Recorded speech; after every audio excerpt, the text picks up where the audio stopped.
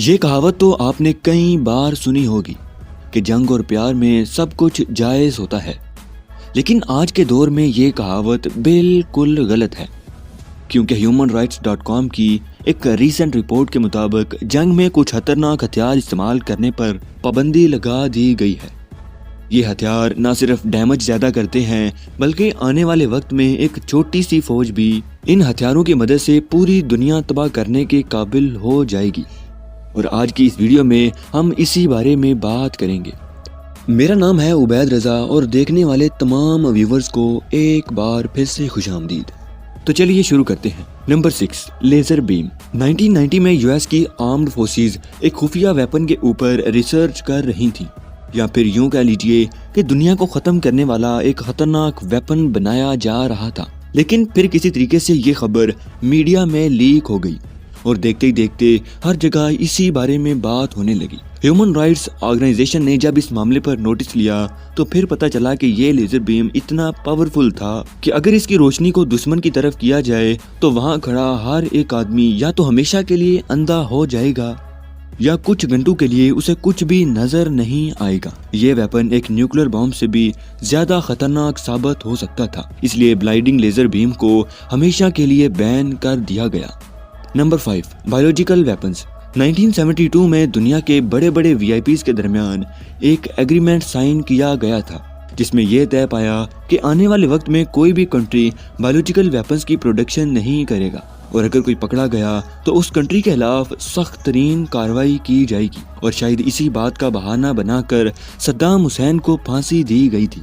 ये वेपन इतना ज्यादा खतरनाक होता है कि इसके नतीजे में न सिर्फ इंसान मारे जाएंगे बल्कि जानवर और दरख्त भी खत्म हो जाएंगे। बायोलॉजिकल वेपन्स में जिंदा वायरसेस और खतरनाक इंसेक्ट्स को फायर किया जाता है, और जहाँ जहाँ ये वायरस जाएगा वहाँ कोरोना वायरस की तरह तबाही मचा देगा, इसलिए ये वेपन्स भी हमेशा के लिए बैन किए गए हैं।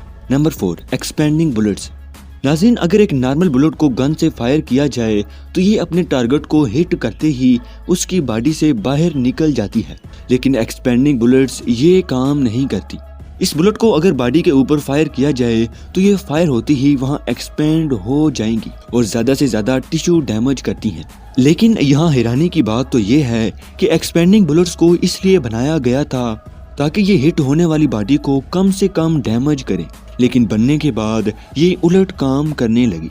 इस बुलेट से हिट होने वाले विक्टिम की मौत 100% कन्फर्म होती थी, इसलिए 1899 में एक कन्वेंशन के दौरान इस बुलेट को भी बैन कर दिया गया। नंबर 3, पंजी स्टिक्स। 1955 में अमेरिका और वियतनाम के दरमियान वार चल रही थी, जब वहां के मुकामी फौजियों ने देखा कि अमेरिकन सोल्जर्स के पास तो जहाज भी हैं और जदीद हथियार भी, इसलिए उन्होंने अजीबोगरीब ट्रैप बनाने शुरू कर दिए। जी हाँ, बांस के छोटे छोटे पीस काट कर उन्हें आगे से नुकीला बनाया गया और फिर उन नुकीले कांटों के ऊपर जहर भी लगा दिया गया। वियतनाम के सोल्जर्स ने ये ट्रैप जगह जगह लगा दिए, और जैसे ही कोई अमेरिकी फौजी इन ट्रैप्स के ऊपर से गुजरता वो नीचे गिरकर जहर की वजह से वहीं दम तोड़ देता था। वार खत्म होने के बाद 1899 में एक कन्वेंशन के दौरान इन पंजी स्टिक्स को भी बैन कर दिया गया था। Number 2, incendiary weapons. ये वेपन इतने खतरनाक होते हैं कि अपने रास्ते में आने वाली हर एक चीज को आग लगा देते हैं, और इस आग की वजह से आम लोग भी मारे जाते हैं। इंसेंजरी वेपन्स सिर्फ आग ही नहीं लगाते, बल्कि ये बड़े बड़े स्ट्रक्चर्स को कुछ ही सेकंड में रेजा रेजा कर देते हैं। जी हाँ, 1980 में एक कन्वेंशन के दौरान इन वेपन्स के ऊपर भी पाबंदी लगा दी गई थी, लेकिन अमेरिकन और रशियन फोर्सेस इन वेपन्स को अभी भी इराक, अफगानिस्तान और सीरिया जैसे ममालिक में इस्तेमाल करती हैं, और इनको पूछने वाला कोई नहीं।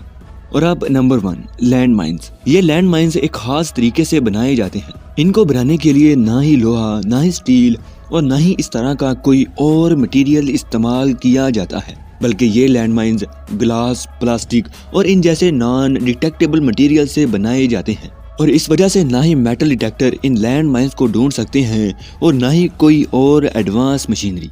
इन माइंस का दूसरा बड़ा नुकसान ये था कि अगर कोई विक्टिम जिंदा बच जाता तो डॉक्टर को ऑपरेशन के दौरान बॉडी में घुसने वाले ग्लास के छोटे छोटे पीसीज ही नहीं मिलते थे, क्योंकि इन पीसीज को ढूंढने के लिए भी एक खास तरह का मेटल डिटेक्टर इस्तेमाल किया जाता है। इसलिए 1979 में इन लैंड माइंस को भी बैन कर दिया गया। वीडियो यहाँ तक देखने के लिए बेहद शुक्रिया। मिलते हैं अगली शानदार वीडियो के साथ।